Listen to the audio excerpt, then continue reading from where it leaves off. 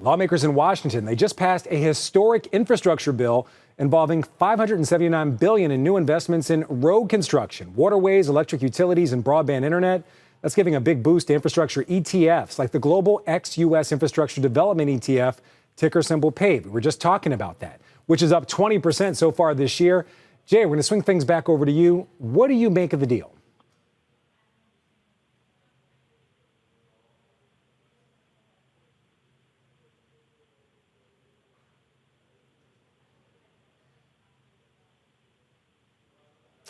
Dave, having some technical difficulties here. Let's talk a little bit more about that infrastructure deal. We're going to revisit it. How should investors think about buying infrastructure stocks and especially ETFs like PAVE?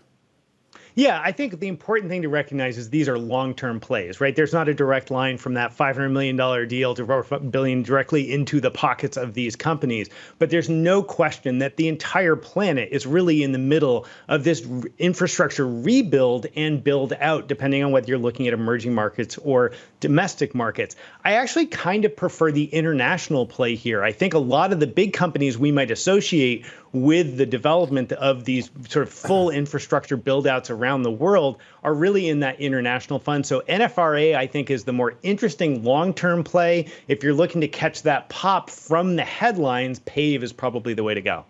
All right, do we have Jay back? I think we had some technical difficulties. I don't know if Jay was able to get back. Sorry, yeah, I'm here. Hey, Jay. So I want to circle back to you. I know you're pretty bullish on these infrastructure stocks and ETFs. Mm-hmm. What do you make of the deal? Well, it's complicated. Right? There's having a two-pronged deal is one, it's really hard to pass an infrastructure bill. I think presidents have been trying to pass one for several years now, and two, you have this one where part of it's budget reconciliation, part of it is a negotiated deal, and so I think there's a lot to come before you actually get to the finish line. However, certainly there's a lot of incremental spending that benefits a lot of sectors. And, while Dave made the point earlier about how it doesn't really benefit the public companies, I think that's true, but there's certainly impacts on lower financing conditions, helping to, for example, lower the costs of renewable power that can really, really benefit a lot of companies and a lot of consumers. So it's, hopeful that the deal will get passed. Still a lot to be done. I think the budget reconciliation has to be done sometime in September, end of September, I believe. So exciting, but a lot of work to do.